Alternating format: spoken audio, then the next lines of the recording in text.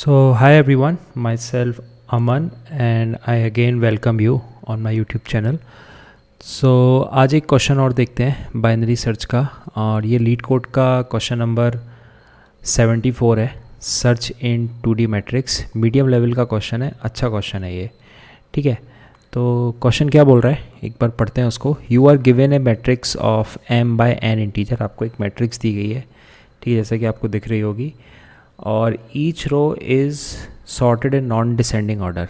अब देखिए, कभी भी अगर आपको ये चीज़ दिख जाए वर्ड सॉर्टेड, और दूसरी बार नॉन डिसेंडिंग ऑर्डर, मतलब अगर आपको सॉर्टेड दिख रहा है तो 101% इसमें क्या लगेगा, बाइनरी सर्च। ये आपको हिट होना चाहिए। ठीक है, the first integer of each row is greater than the last integer of the previous row. ठीक है, यानी फर्स्ट इंटीजर जो है, अगर आप देखो इस मैट्रिक्स में, first integer of each row is greater than the last integer. यानी कि अगर मैं इस रो पर फोकस करूं, यानी रो नंबर 2 का जो मेरा फर्स्ट इंटीजर है, it's greater than the last integer of previous row. ठीक है, इसमें अगर आप देखो सेकंड रो में जो मेरा 10 है, ये मेरा फर्स्ट रो के 7 से बड़ा है। अगर आप थर्ड रो पर फोकस करो, थर्ड रो में 23 है और वो 20 से बड़ा है।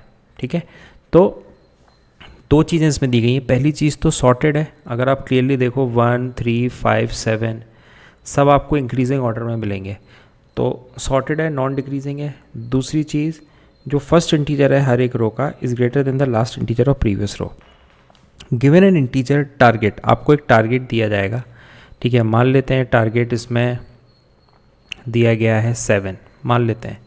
सो return true if target is in matrix. अगर वो टारगेट आपका मैट्रिक्स में है तो आप रिटर्न कर दो ट्रू, अगर नहीं है तो आप रिटर्न कर दो फॉल्स। यानी कि ये बोलना चाह रहा है कि अगर आपका जो टारगेट एलिमेंट है वो अगर उस मैट्रिक्स के अंदर है तो आप उसको रिटर्न करो ट्रू, और अगर नहीं है तो आप रिटर्न करो उसको false. You must write the solution in O log m cross n। अब ये क्लियरली समझ में आ रहा है कि अगर आपसे टाइम कॉम्प्लेक्सिटी ये बोली जा रही है तो ये टाइम कॉम्प्लेक्सिटी सिर्फ आप बाइनरी सर्च से अचीव कर सकते हो। ठीक है, बट इसको हम पहले ब्रूट फोर्स से समझेंगे कि ब्रूट फोर्स से क्या होगा। तो बाइनरी सर्च लगाने से पहले हम ये समझते हैं कि इसका ब्रूट फोर्स सोल्यूशन क्या होगा। मान लेते हैं आपसे कोई एलिमेंट पूछा जा रहा है, यही एलिमेंट आपसे पूछा जा रहा है कि 7 है।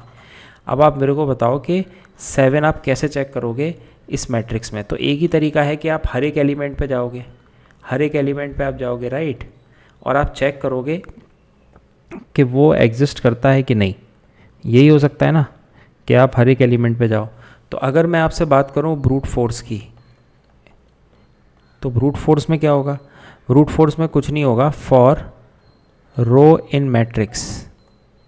ठीक है, इसका मतलब क्या है, इसका मतलब ये कि आप पहली रो पे जाओ, पहली रो पे गए।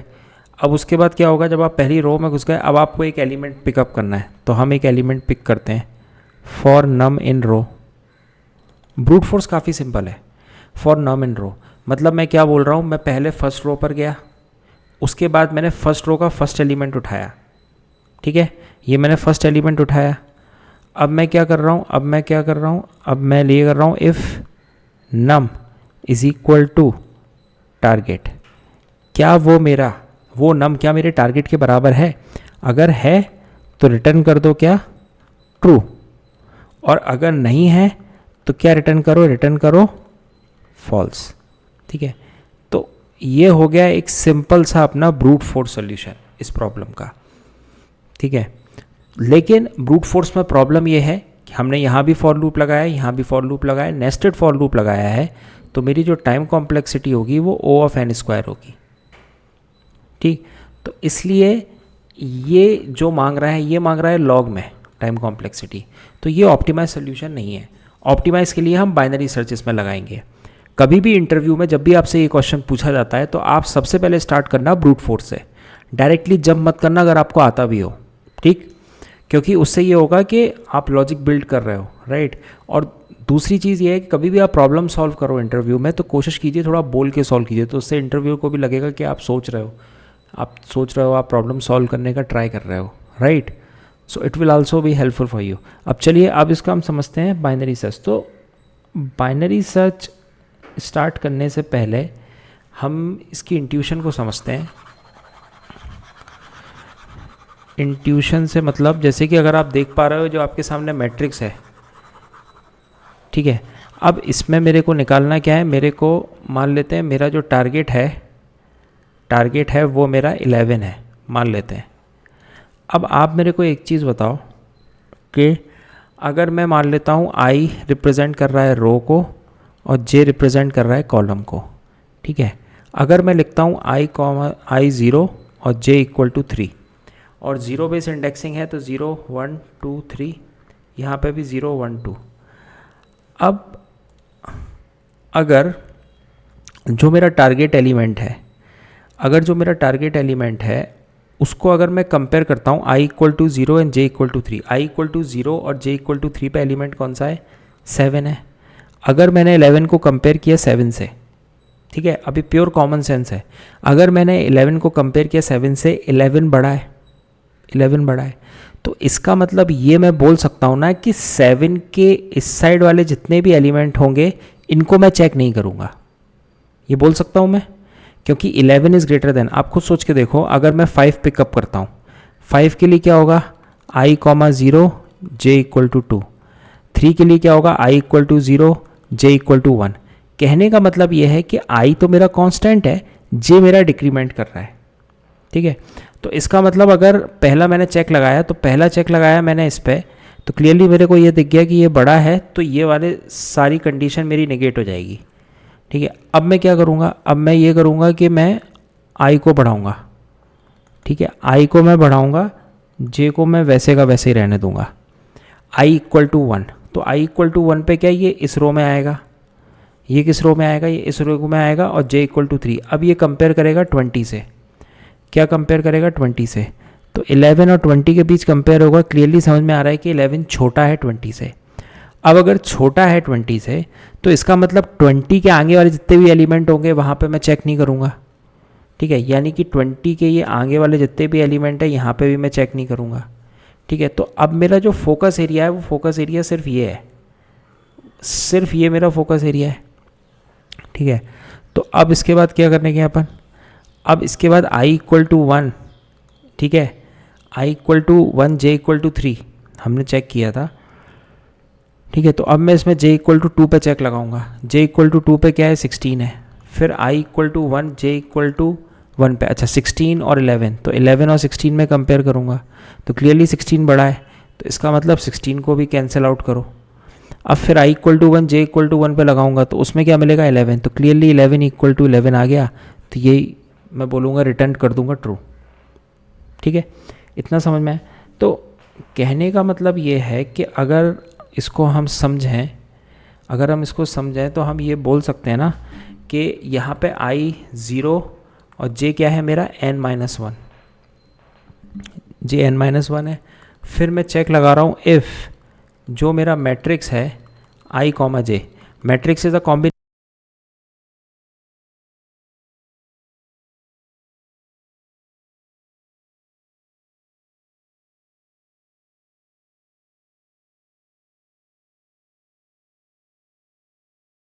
आता है 0 कॉलम, 1 रो 1 कॉलम, 1 बाय 1, 23 क्या है सेकेंड रो 0 कॉलम, ठीक है, ये समझ में आ रहा है।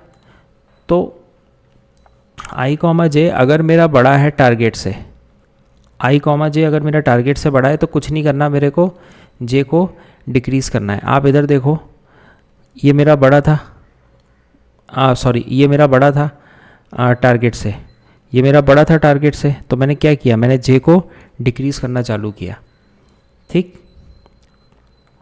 Else if matrix i, j अगर मेरा लेस देन है टारगेट से, फिर से समझना, अगर मेरा लेस देन है टारगेट से तो मैं क्या बोलूँगा i प्लस प्लस। एल्स अगर ये दोनों कंडीशन नहीं हो रही हैं तो इसका मतलब मेरे को एलिमेंट मिल गया है, रिटर्न ट्रू। और इसके बाद भी अगर कुछ नहीं हो रहा है, एंड में वो एलिमेंट है ही नहीं, तो रिटर्न कर देंगे फॉल्स, ठीक है। इतना समझ में आया, ठीक है। अब क्या है ना कि ये जैसे मैट्रिक्स दी हुई है ना,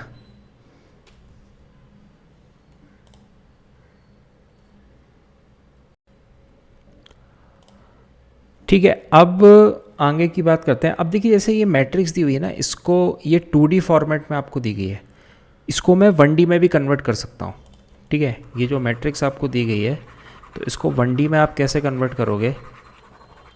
तो 1D में कन्वर्ट करने का सिंपल सा तरीका है, कुछ नहीं करना है आपको, ये पूरी एक एरे, लॉन्ग एरे बनाना है। ठीक है, अब इसमें होगा आपका 1 3 5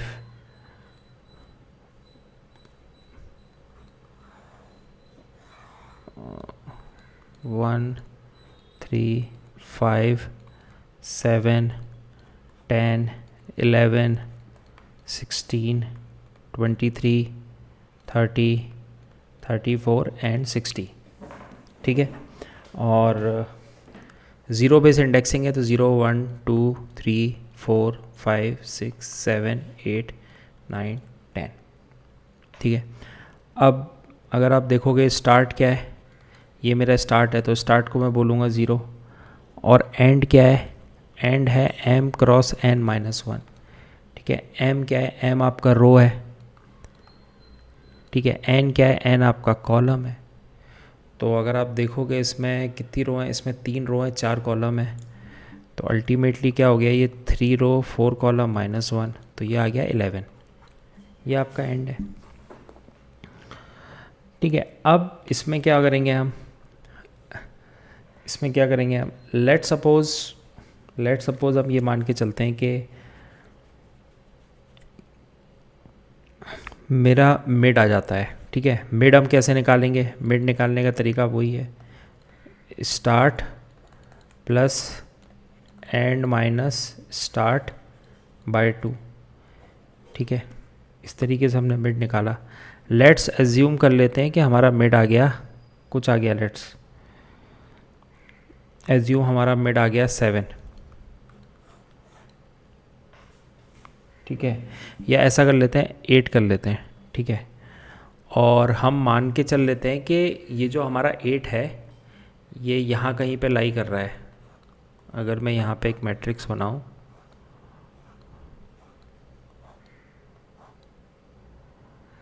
ठीक है, हम मान लेते हैं हमारा जो 8 है वो यहाँ पे लाई कर रहा है। ठीक है, तो यहाँ पे क्या हो गया, 0 1 2 0 1 2 3।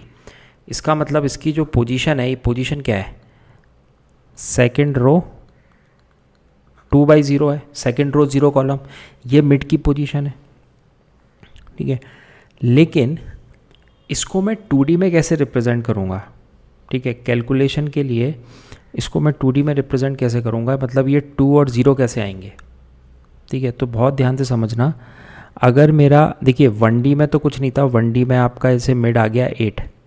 ठीक है, इसको आप 2D में कैसे रिप्रेजेंट करोगे? तो 2D में मैं तरीका बता रहा हूँ। पहला होगा रो के लिए, ये इंपॉर्टेंट है, इस पे ध्यान देना। पहला क्या होगा? पहला होगा रो के लिए, दूसरा होगा कॉलम के लिए। ठीक, तो अगर आप देखो रो के लिए mid divide by number of columns, किससे डिवाइड करेंगे हम? Number of columns. तो हमारा मिड क्या था, 8 डिवाइड बाय 4। ठीक है, तो अगर आप देखोगे मॉडुलस अगर हम लेते हैं तो हमारा क्या आता है, वो क्या आएगा हमारा 2। ठीक है, 4 2 8। अब यहाँ पे क्या होगा, कॉलम्स के लिए मिड m%n। ठीक है, यहाँ पे मिड क्या था मेरा 8 m%4, तो वो आ गया 0। ठीक है, तो ये क्लियरली आ गया 2,0। तो ये लॉजिक इम्पॉर्टेंट है। ठीक है, कि कैसे हम रो निकाल रहे हैं और कैसे हम कॉलम निकाल रहे हैं। तो पहली वाली ये चीज़ थी रो के लिए, दूसरी चीज़ थी कॉलम के लिए। ठीक है, तो अल्टीमेटली इधर मैं अगर इसको समराइज़ करूं, रो होगा हमारा मिड बाय n और कॉलम होगा हमारा मिड m%m। ठीक है, ये इम्पोर्टेंट था। तो अब इसको हम सॉल्व कर लेते हैं ऐसे ही। तो हमारा कोड क्या हो जाएगा, सूडो कोड कि मिड, हमने कुछ मिड निकाल लिया, ऊपर तो वही स्टेप है, स्टार्ट एंड लो हाई जो भी होता है यूजुअल। मिड हमारा आ गया, तो इफ़ जो भी हमारा मैट्रिक्स है मिड बाय n और ये हो गया मिड m%n अगर ग्रेटर है टारगेट से, ठीक है, अगर मेरा वो बड़ा है टारगेट से यानी कि ज़्यादा, तो मेरे को पीछे आना पड़ेगा। अगर आप 1D में सोचो, अगर मेरा ये मान लो मिड आ गया और टारगेट मेरा ये था, अब ये अगर बड़ा है तो मेरे को पीछे आना पड़ेगा ना। फिर से समझो, अगर मेरा मिड, ये मेरा मिड आ गया, सॉरी ये मेरा मिड आ गया और ये मेरा टारगेट है, ये मेरा टारगेट है, और मिड अगर मेरा बड़ा है टारगेट से तो मेरे को पीछे आना पड़ेगा। तो पीछे के लिए क्या करना पड़ेगा, एंड इक्वल टू मिड -1, ठीक है, और एल्स इफ़, ठीक है, क्योंकि मैंने थोड़ा C++ भी सीखा है तो इसलिए मुझे सिंटैक्स उसका याद हो जाता है। Mid matrix n is less than target, ठीक है। अब टारगेट से कम है, मतलब मान लो मिड मेरा ये है और टारगेट मेरा ये था, तो ये कम है तो आगे भागूंगा मैं। तो आगे के लिए क्या करूँगा मैं करूँगा स्टार्ट इक्वल टू मिड +1, ठीक है। एल्स में क्या करोगे, एल्स में आप कर दोगे रिटर्न ट्रू। ये भी नहीं है तो मतलब एलिमेंट फाउंड हो गया है, वरना क्या है, रिटर्न होगा क्या, फॉल्स। रिटर्न क्या होगा, फॉल्स, ठीक है। तो उम्मीद करता हूँ ये तक इतना डिस्कशन आपको समझ में आया होगा। ये इम्पॉर्टेंट पार्ट था, ये चीज़ काफ़ी इम्पॉर्टेंट। तो चलिए अब इसको हम सॉल्व करते हैं। तो पहले हम इसको ब्रूट फोर्स से सॉल्व करते हैं। तो ब्रूट फोर्स से तो बहुत ही सिंपल है, फॉर रो इन मैट्रिक्स, ठीक है, फॉर नम इन रो, ठीक है, हर एक एलिमेंट पे जाएगा। अब फिर चेक करेंगे इफ़ नम, जो भी मेरा नम है अगर वो मेरा टारगेट के बराबर है, ठीक है, टारगेट के बराबर है तो रिटर्न कर दो ट्रू, वरना क्या कर दो, रिटर्न कर दो फॉल्स, ठीक है, यही होगा। इसको रन करते हैं, ठीक है, एक्सेप्ट हो गया, सबमिट करते हैं, ठीक है, यहाँ पे एक्सेप्ट हो गया, पर यहाँ पे हमें क्या बोला जा रहा है, ये जो है कॉम्प्लेक्सिटी, ये लॉग वाली पूछी गई है, ठीक है। अब इसको मैं बाइनरी सर्च से करता हूँ, ठीक है। तो बाइनरी सर्च स्टार्ट करने से पहले सबसे पहले हम एज केसेस भी हैंडल करेंगे, ठीक है। तो एज केसेस मैं कैसे हैंडल करूँगा, तो मैं करूँगा इफ़ नॉट मैट्रिक्स।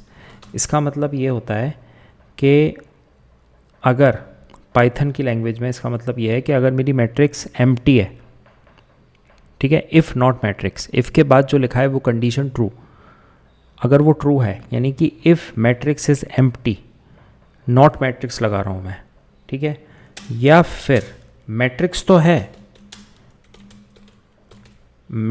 है और लेकिन खाली है, एम्प्टी है, ठीक है। इसका मतलब ये है ये दूसरा चेक ये बता रहा है, पहला चेक तो ये बता रहा है मेरे को कि मेरी जो मैट्रिक्स है, कि मैट्रिक्स मेरी खाली है और ये कंडीशन ट्रू है, एज केसेस है, तो मैं आगे नहीं बढ़ूंगा अपनी प्रॉब्लम में। दूसरा ये बता रहा है मैट्रिक्स तो है लेकिन मैट्रिक्स खाली है, ठीक है। तो अगर तो भी कोई सेंस नहीं बनता, तो इन दोनों एज केसेस के लिए रिटर्न कर दो फॉल्स, ठीक है। अब हम कैलकुलेट करेंगे क्या, अपना रोज़, तो रोज़ एंड कॉलम्स, ठीक है। तो रोज़ क्या हो जाएगा, लेंथ ऑफ द मैट्रिक्स, जो भी मैट्रिक्स की लेंथ है, ठीक है, और कॉलम्स हो जाएगा length of the matrix cross zero. ये मेरा रोज़ और कॉलम्स हो गया, ठीक है। फिर हम निकालेंगे लो कॉमा हाई इक्वल टू, तो लो आपका स्टार्ट होगा 0 से और हाई कहाँ तक जाएगा, वो जाएगा आपका रोज़ इनटू कॉलम्स -1। 1D में हमने कैलकुलेट किया था ना कि एंड हमारा क्या होगा, स्टार्ट और एंड, लो और हाई, ठीक है। तो रोज इनटू कॉलम्स -1, ठीक है। अब कुछ नहीं, अब जैसे बाइनरी सर्च काम करता है, while low less than equal to high, ये बताता है हमें कहाँ तक हमें लूप चलाना है। अब मिड निकालो, मिड क्या होगा, low plus high minus low by 2, ये मिड निकल गया आपका। अब इसमें निकालो रो, रो कैसे निकाल रहे थे हम, रो निकाल रहे थे मिड बाय कॉल्स, यही निकाल रहे थे। अच्छा, अब हम कॉलम निकालते हैं, तो कॉलम कैसे निकलेगा, mid by cols m% cols, ये निकलेगा। फिर वैल्यू, वैल्यू क्या होती है, वैल्यू होगी मैट्रिक्स, इसमें स्टोर करेंगे ना मैट्रिक्स रो कॉमा कॉल, रो आई और जे मैट्रिक्स, ठीक है। ये मेरी मैट्रिक्स हो गई,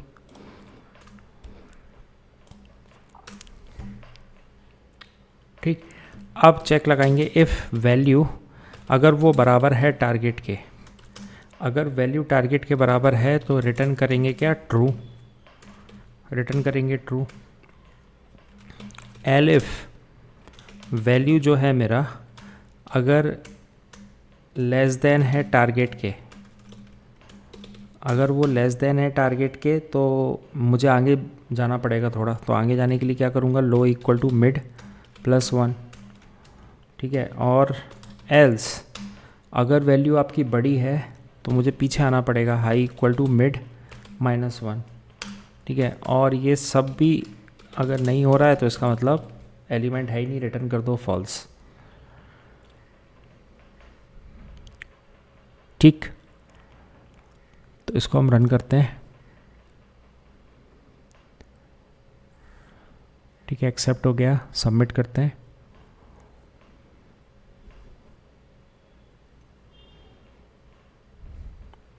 ठीक है, तो that's it, thank you, thanks for watching and do subscribe to my channel.